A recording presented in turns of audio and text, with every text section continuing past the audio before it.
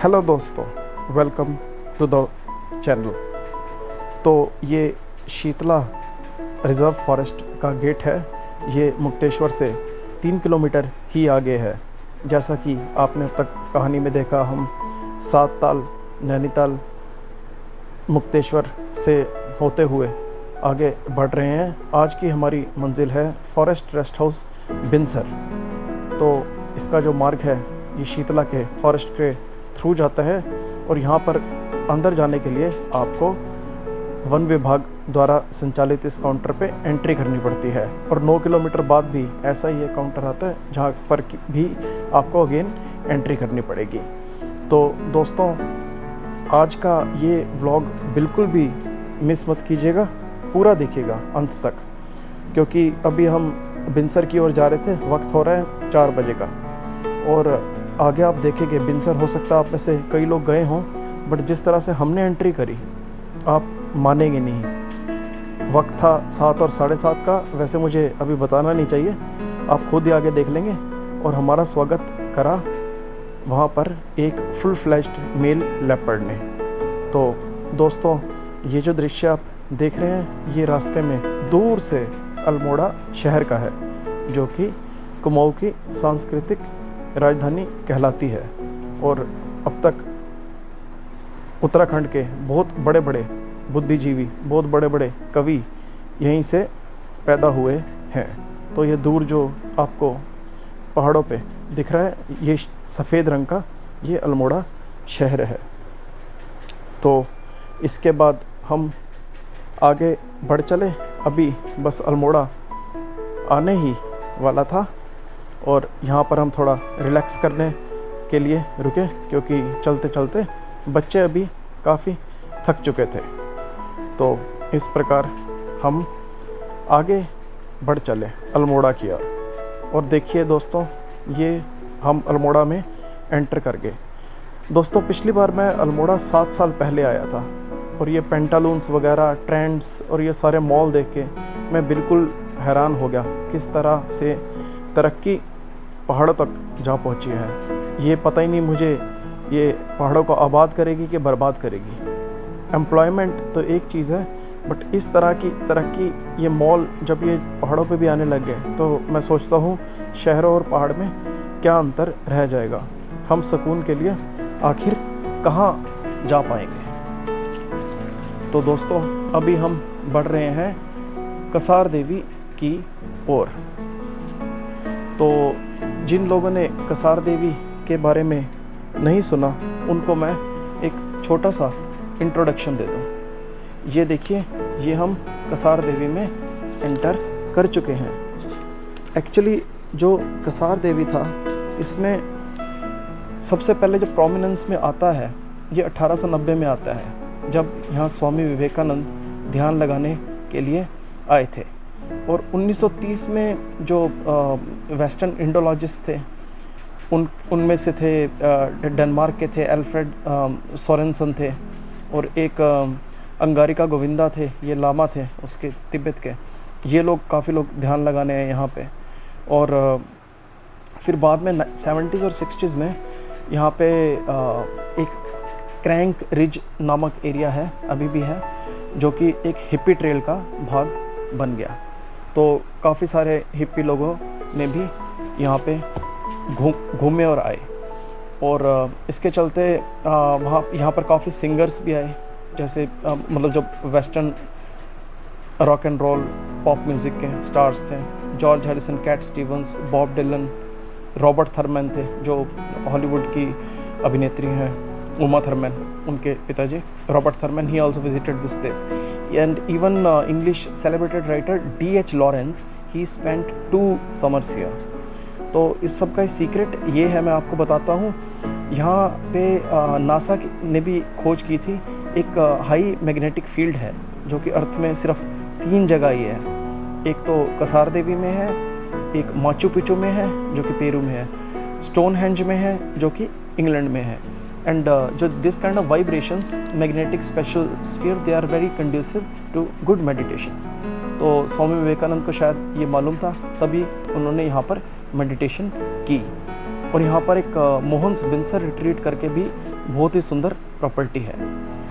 तो देखिए दोस्तों, अभी हम बिनसर वाइल्ड लाइफ सेंचुरी के अंदर आ चुके थे और अंधेरा बिल्कुल आप देख सकते हैं ढलना शुरू हो गया था। अब ये फॉर्चुनेटली था या अनफॉर्चुनेटली ये पता नहीं था। अभी तक तो हमें अंदर जाने की जल्दी हो रही थी, पर अभी आगे जाके क्या होने वाला है ये हमने कभी नहीं सोचा था। हमारा जो ड्राइवर बबलू है वो यहाँ पर हमें काफ़ी जो उसके पास्ट एक्सपीरियंसेस थे वो बिनसर के हमसे शेयर कर रहा था, जिसमें काफ़ी जानवरों की कहानियाँ थी। और ये देखिए हमने बत्ती वगैरह जला ली, पिच डार्क है दोनों तरफ। ये 50 स्क्वायर किलोमीटर की सेंचुरी है, घना जंगल है। तो इसके बाद हम अंधेरे में चलते जा रहे थे और हमें था जल्दी बस अपना फॉरेस्ट रेस्ट हाउस बिलफर में पहुँचना है।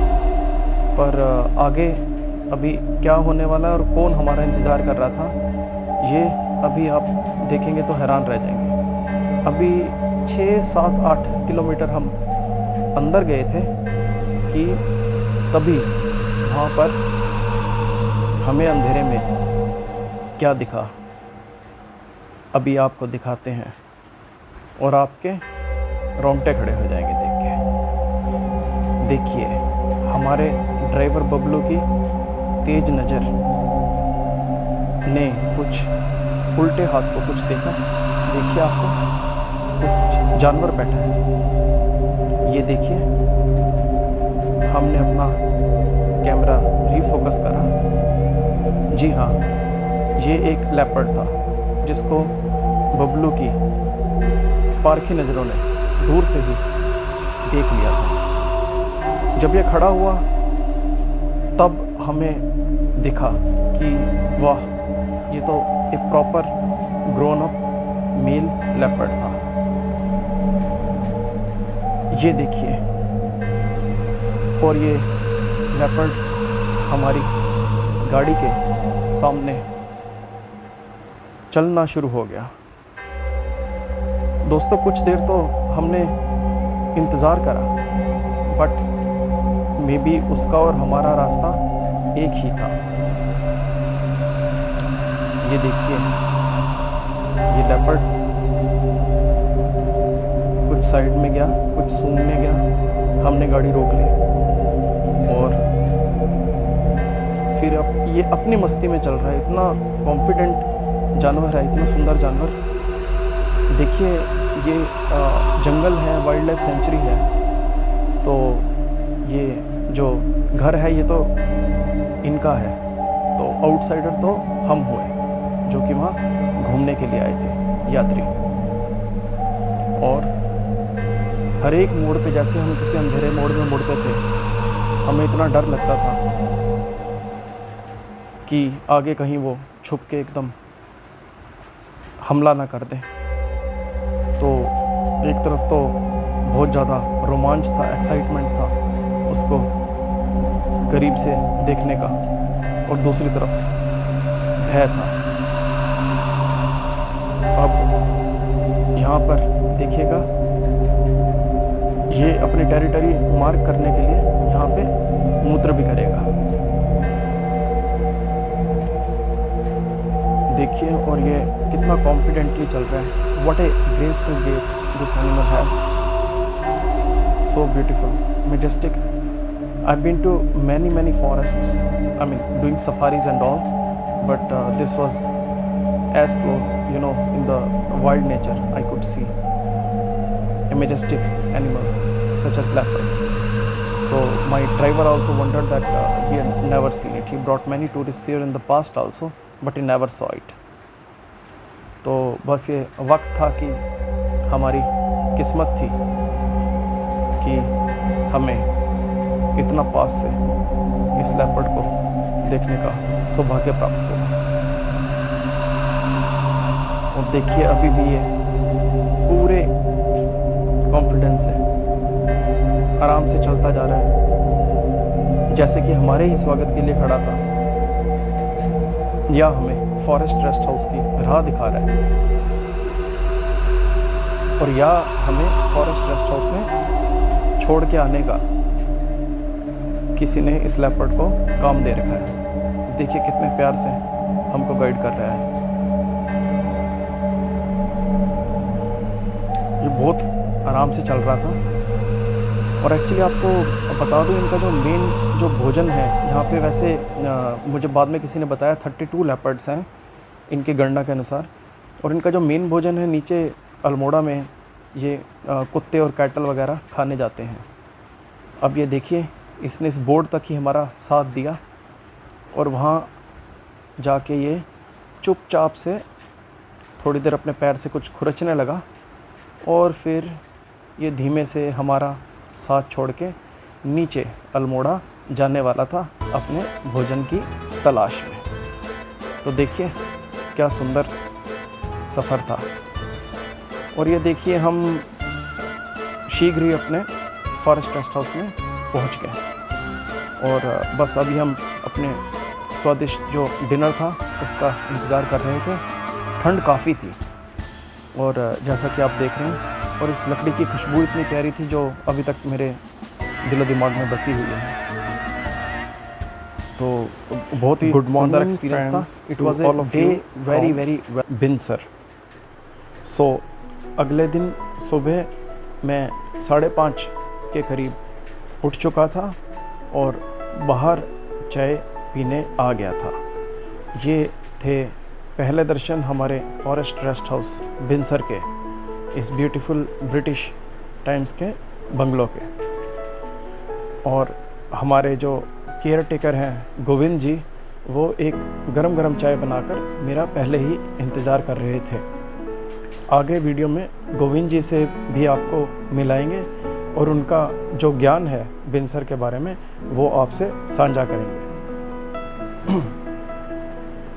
तो ये आप फूल देख रहे हैं, ये फूल फॉरेस्ट रेस्ट हाउस की पेरीफेरी में बने हुए थे, और ये सारी नेचुरल ग्रोथ है। That is the beauty.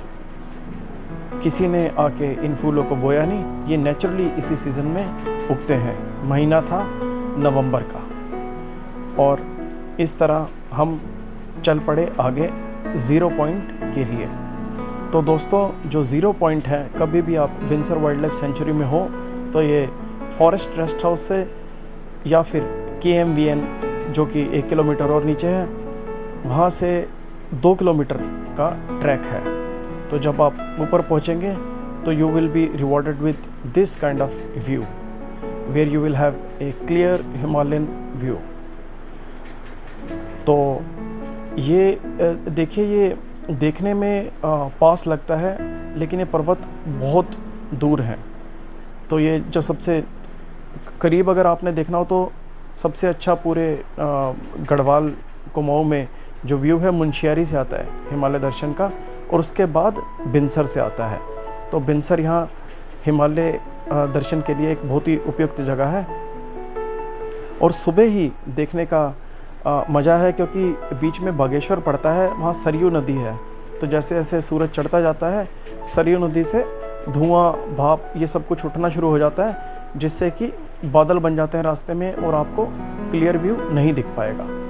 तो कभी आप बिनसर रहें तो यही रिकमेंडेड है कि सुबह उठें और ज़ीरो पॉइंट पे जाएं और हिमालय व्यू का आनंद लें। तो दोस्तों, यहाँ से जो प्रोमिनेंट पीक्स दिखती हैं उनमें है नंदा देवी, नंदा घुंटी, त्रिशूल, कॉमेट, चौखंबा, नंदाकोट, पंचाचूली, ये सारी पीक्स यहाँ से दिखती हैं।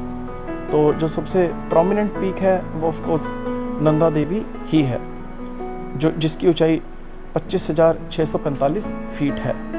तो दोस्तों, कुछ इस प्रकार का ये ज़ीरो पॉइंट दिखता है, जो कि एक वॉच टावर है फॉरेस्ट रेस्ट हाउस से 2 किलोमीटर दूर। तो क्योंकि ये रिकॉर्डिंग काफ़ी लंबी थी, सूरज धीरे धीरे, सूरज देवता उदय हो रहे थे, तो इसको मैंने थोड़ा फास्ट ट्रैक में रिकॉर्ड करा है। तो देखिए, आनंद लीजिए। एक तरफ सूरज उग रहा है और दूसरी तरफ उसकी जो लालिमा है, जो पीक्स हैं उनके टॉप पे पड़ती हैं और कैसे पीक्स अपना कलर चेंज करती हैं। हर एक क्षण में यहाँ पर सीन चेंज होता है। तो ये देखने वाली चीज़ है जो कि जब आप नंगी आंखों से देखेंगे तभी आपको इसका आइडिया होगा। तो जो नंदा देवी है, नंदा देवी को पार्वती का अवतार माना गया है, तो इसीलिए इसकी काफ़ी पिथौरागढ़, चमोली, अल्मोड़ा जहाँ जहाँ ये टच होती है वहाँ काफ़ी मान्यता है और नंदा देवी की देवी के रूप में पूजा होती है।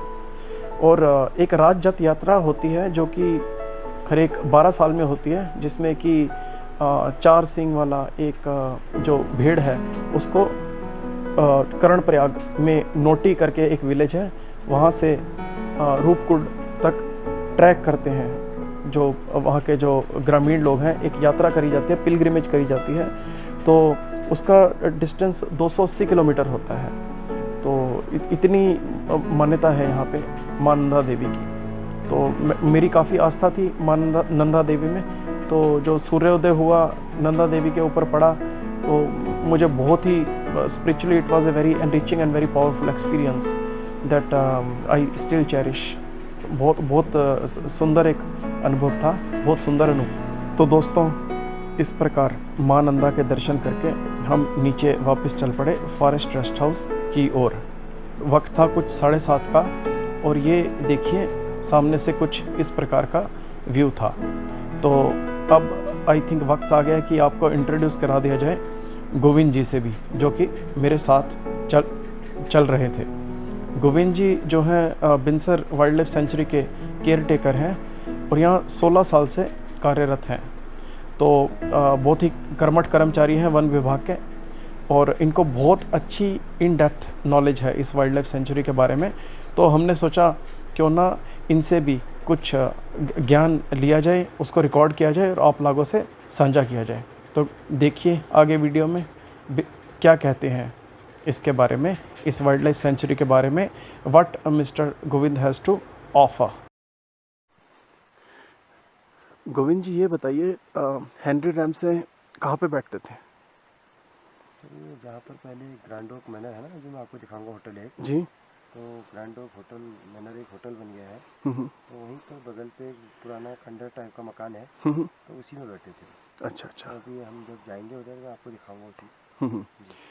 Okay, towards the close of the 19th century, Henry Ramsay was commissioner of Kumaon, who was also known as lovingly Raja of Kumaon because he did a lot of deeds of welfare to the local people. और यहाँ कहते हैं FRH में बिनसर में स्वामी विवेकानंद भी रुके थे। जी जी, 1897 में स्वामी विवेकानंद रुके थे। पुरातत्व विभाग ने बोर्ड भी लगा दिया वहाँ पर आप। तो फिर 1902 में रेस्ट हाउस को हमारा रिनोवेट कर दिया, अच्छा बना दिया थोड़ा जी। तो 1897 में जैसा भी था, छोटा या बड़ा था, स्वामी विवेकानंद आके एक नाइट उन्होंने यहाँ पर किया। जी जी। Swami Vivekananda, as everybody knows, just down 15 kilometers or something, 20 kilometers, he meditated at Kasar Devi. So records say that he also stayed at FRH Binsar, which used to be Kutia, a small hut at that time, where he meditated, where he stayed actually, Binsar. और यहाँ एक खली estate भी है गोविंद जी।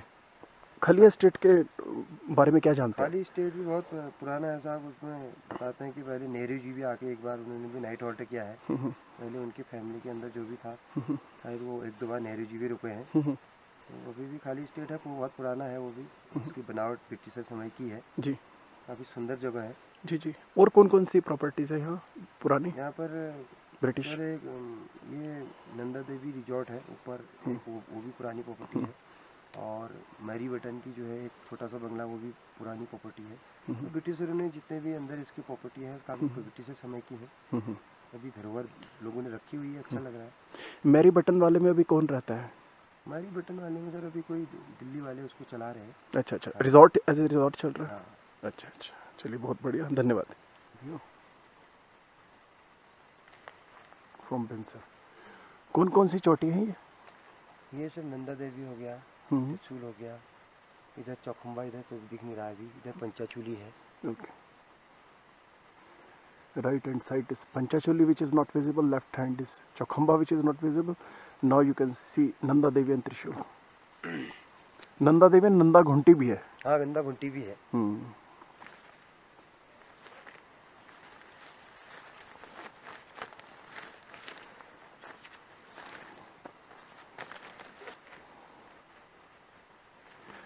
गोविंद जी ये बताइए, leopard का आजकल मीटिंग सीजन चल रहा है, जी जी जी। तो इनका कैसा बिहेवियर रहता है मीटिंग सीजन में?